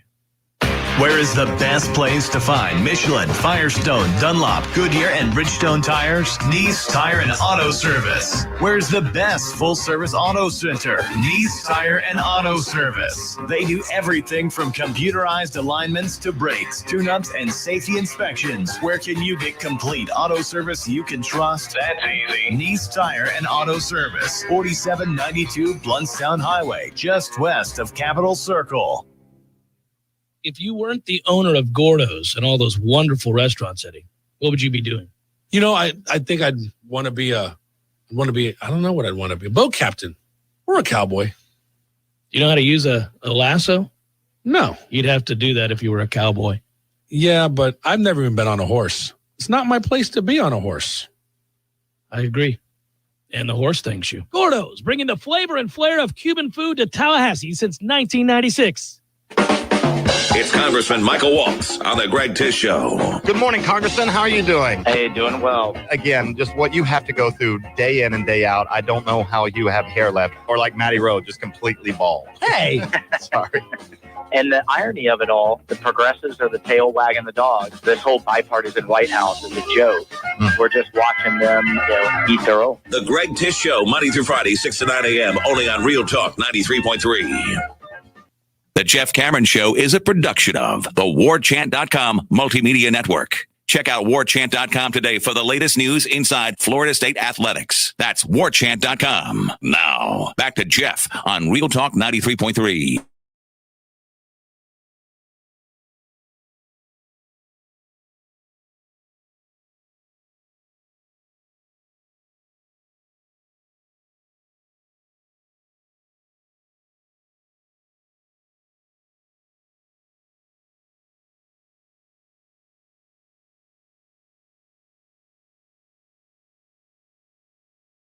So does Director Matthew, to people from all around the country when we're trying to, I guess, pick games that we think are interesting. This is not a good slate this weekend, Tom. It's a pretty damn sorry slate of games this weekend. The best you got is probably Texas A&M and is it Auburn, Texas A&M? I think that's right. Is that right? Oh, okay. Yeah, that's a big game for Auburn's playing well right now. Auburn's playing well, so that's a big game. So maybe that one. We got a decent sized Big Ten game though, don't we? Is it Michigan Penn State? Does that get like torpedoed? I don't know. I mean, Michigan State Purdue, is that what you're thinking of? That's a decent game, actually. Purdue's playing well. Maybe lately. that's what it is. Yeah, maybe it's a letdown game for Michigan State, so you got to be careful there. Might be one we preview. I can tell you a game I'm not going to preview though. That would be Florida and South Carolina. That South Carolina team is awful, but I bring all of this up to say this. During the course of the year, we have previewed some Florida games. And a guy that I've had on frequently to give the breakdown of what's happening in Gainesville is Nick De La Torre. And if you are to read his tweets over the last hour, you might think they got problems in Florida. Dan Mullen was asked a question about recruiting. His response was, "We're in season right now." I don't even know what that means. Okay. He followed up by talking about it being an exciting South Carolina game week. Then he was asked a question about Anthony Richardson's injury status, and he just said, "We'll see." The press conference kind of ended abruptly. No players were made available. And several folks who were in line to ask questions were not given the opportunity. Florida then turned around and stated that they were, quote, on a tight schedule. As Nick pointed out, it's the 10th week of the season. This time is slotted for a press conference every Monday, the entire season. How did that change today? So, not real sure. Doesn't look like things are going swimmingly there. No UF players will be made available this week to the media. Todd Grantham's Monday availability was abruptly canceled. He will not speak again. And Mullen is set to speak at a teleconference Wednesday at 11:20. It'll be the next time you hear from him. Yeah, well, I mean, I don't think it's any secret they're going to fire Grantham, but... oh, buddy. Why do I bring any of this up? Well, it's fairly fascinating, but the other reason is we do play Florida, so who knows what version of Florida we're going to get at the end of the year is kind of where I'm getting at here. I have no idea. We've seen this song and dance before. We have. We were down on the drain. field. They're circling around it. Come on. Keep going. Dysfunction. Then circle the wagons and say he's still our coach for one more season and give us a lame duck year from Dan Mullen. Let's I'd like that. I'd like back-to-back. Yeah, they would prefer to have it because for the buyout standpoint. I'm just holding out hope that we take care of business in regards to recruiting here. That recruiting question got me thinking about Right. They don't need to make a splashy hire with 3 weeks to go before the early signing period, you know? Yeah, I'm not overly concerned about that just yet. I mean, I don't think those guys are going there, but I don't know who that hire would be at this point, though. Well, you mean if they decided to start over the whole kit and caboodle? Well, this is the kind of thing that, precedes a firing midweek where you're like, oh my God, they did it. When you cancel all availabilities, you shut it down in the media, you walk out, you storm out of the room and say, we're done here, whatever it is, or they shut down the Zoom. I don't know what their protocols are. This is one of the final signs before it's all over. Yeah. they got problems. There's no getting around that. It's good to see. I mean, this year I've been so focused on us that, whatever the problems, listen, it doesn't hurt my heart to see when Miami's scuffling, although they fought their way out of it and have won a couple of big games for them. I do think Manny Diaz ends up saving his job, which is good. That's fine because I'm not worried. I let the devil, that's fine, man. If we can beat him this year, yeah. But, let's just say that Van Dyke continues and he ends up being the solution to the problem all along. That wouldn't be cool. 2 very impressive performances the last couple of weeks. Florida has lost 3 of their last 4 games. They lost to Kentucky 20-13. They blew out a Vanderbilt team that UMass might beat. They gave up 49 points to a dead and buried LSU team and lost that game. And then they just got housed against their arch rival Georgia 34-7. It was 34-0 with about 2 minutes to play. So they basically got shut out. South Carolina's awful. So Florida is in a position where they'll beat South Carolina. They'll beat Samford, for Christ's sakes. They'll beat Missouri is awful. And then it's us. So they may luck their way into a 3-game win streak before they face us. Unfortunately. Or they completely implode. Well, there's that possibility. And if you lose at South Carolina, if you've watched that team, that would be a complete implosion. They're not good. Listen, his daddy on the coaching tree, Urban Meyer, that's how it finished for him in Gainesville. Yeah. Inexplicably bad play from really good players. Yeah, that South Carolina team's 4-4, but they're 1-4 in the SEC, and they're 3 of their wins, South Carolina, Eastern Illinois, East Carolina, and Troy. Their other win is against Vanderbilt. Okay. By a point in the last second. So South Carolina by a field goal, and there are fisticuffs on the Florida sidelines between coaches and players. Yes, please. But, they've been beaten 45-20 by Tennessee, 44-14 by Texas A&M. They got beat by Georgia 40-13. They have not been competitive against decent teams. So we'll see, man. That'll be very, very fascinating. I don't know. It does look like we're always kind of gauging the state of Florida, right? The state of Florida, the state of the state. And you're looking at the state of the state. I guess overall we're feeling okay. It's like the popular sporting meme, blowing the 3-1 lead. That's what Mullen had in the state. He had a 3-1 lead over Miami and Florida State in terms of recruiting. Yeah, he had all this time and all the resources and the advantages. And he walked the leadoff hitter. Yep. And this is what happens too, by the way, when you aren't great at recruiting and you can't put your thumb on somebody. He's an in-game guy. People around the world of college football certainly nod the cap, tip of the cap, but not a great recruiter. And where you can bury downtrodden teams is to rake in all the talent within the state and keep it for yourself, and then just step on the necks. I think it's that hoax COVID that got him. I think that's undermined the progress he was making. And you know what? They couldn't have the smooches with Mrs. Mullen as they got off the bus. More smooches and everything went awry. That damn hoax. Oh my goodness gracious. Yeah. No, tough times. Got to recruit better, buddy. Jeff Cameron Show, 93.3 Real Talk Radio, Warchant TV. Let me tell you what T-Spark stands for. It stands for strength, commitment, teamwork, and heart. We don't ever quit until we've got nothing left to give. Our team is unstoppable. Want a guaranteed win? Call T-Spark Enterprises for your next roofing or construction project. We conquer all peaks. TSparkConstruction.com. License number CCC 1331204.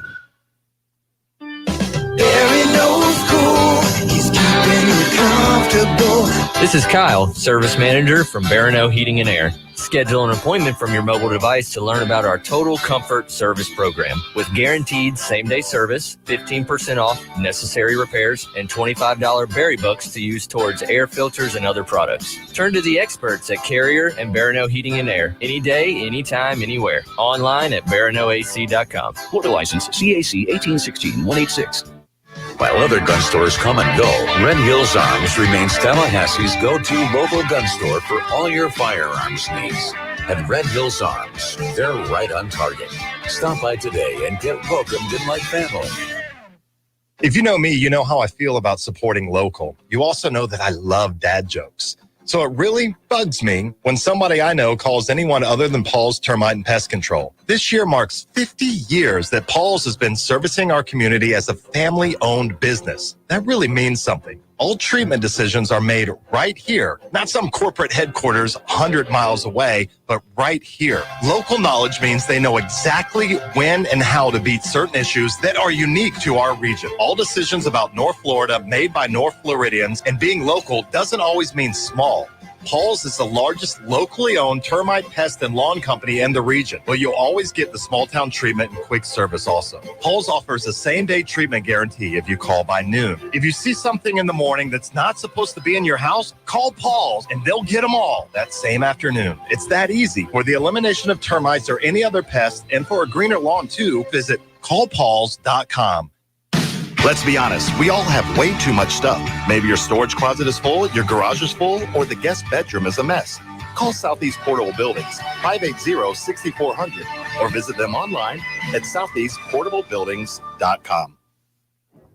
Live in living color and totally free. Subscribe to Warchant TV on YouTube, the digital home of Warchant.com. From the practice field to pregame and the phone calls afterwards, Warchant's YouTube channel is home to live programming like Seminole Headlines, Wake Up Warchant, The Jeff Cameron Show, as well as Trench Talk, a live Q&A with Noles offensive lineman Devontae Love-Taylor. Just search Warchant on YouTube and click or tap the subscribe button. That's it. It's totally free.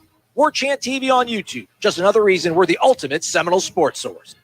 The Jeff Cameron Show is a production of the Warchant.com Multimedia Network. Check out Warchant.com today for the latest news inside Florida State athletics. That's Warchant.com. Now, back to Jeff on Real Talk 93.3.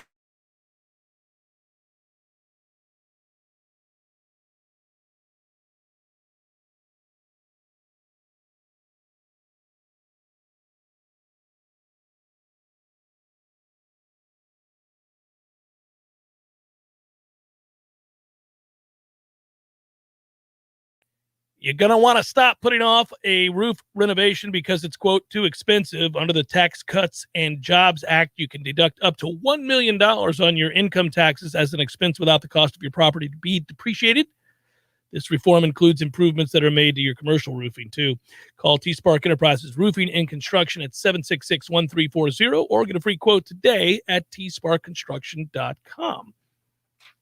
How nervous are Braves fans now, buddy? Oh, buddy. Well, it means we get to continue probables for at least one more show before we put it to bed till next year. Yeah, no, it's always a sad day when that happens. Hopefully, I don't know. I'd like it to go 7. Braves fans, I know you don't. Probables brought to you by our friends at North Florida Payroll Services, locally owned for nearly 15 years, offering payroll and HR services, including full online applicant onboarding and integration into payroll. Save your company money and headaches today. Head to northfloridapayroll.com. It's time for, how you say, with the pitching, probables? What we got for Monday Night Football tonight? You know, that's a great... Oh, it's Kansas City Giants. Kansas City and the Giants. Strangely intriguing. Yeah. Could be a good game. Yeah. Chiefs are that bad. Yeah, just leave it on, see what happens. Yeah. I took a butt kicking this weekend. Oh, I can't say it enough times. You did? Woo! I went 2-1. I did not. Kept the card small. I should have. Also, I teased up Detroit. Never again. Yeah, that was fundamental. Easier to lose a wager when it happens in the first 7 minutes of the game. Like, oh, this is not going to be competitive. Okay, I'm going to go outside and play. I'm going to go throw the football with the kids. Braves will throw Max Fried trying to win it all tomorrow, 8:09, Minute Maid Park. Loud, angry Astros fans everywhere. It's all that concrete they live in. Houston has not decided yet. That is a robust TBD. We will check in with them tomorrow. But that's a look at those that shall, or in this case, the individual who will reside on the bump.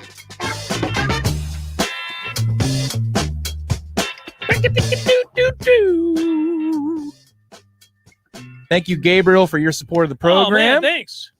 During the final break of the show, he snuck in a question or a comment saying that Jordan's misses are getting better. They're getting smaller. Yeah. Your misses are getting smaller. It sounds like us off the tee. You know, our misses are getting smaller. It's not a two-way miss now. It's just a one-way miss. He's still got that nasty smaller. cut. Yeah. But he can aim at the houses, and it's right to center of the fairway. Yeah. Let's all right, here we go. He is getting better though. Yeah, but it's isn't fast enough. Yeah, he's really limited. How many years of eligibility would he need? You know? Yeah, good work out of you. Good work, Matthew. Thanks for watching and listening, everybody. Be well. We'll talk to you tomorrow.